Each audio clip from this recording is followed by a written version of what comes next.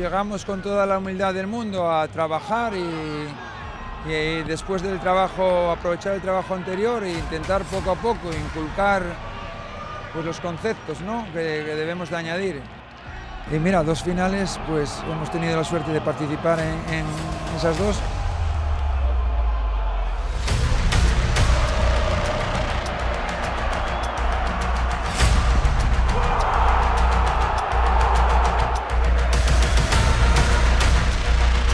Qué pase de Paulista, qué oportunidad para Gameiro ahí, Gameiro que controla el tiro.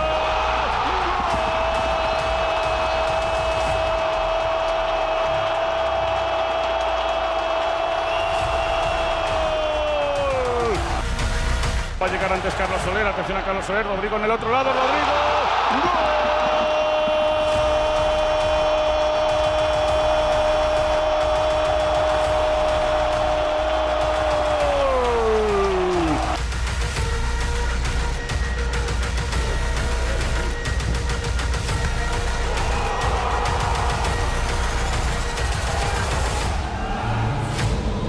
Llevo muy poco tiempo en Bilbao, pero la verdad que ha sido productivo, ¿eh?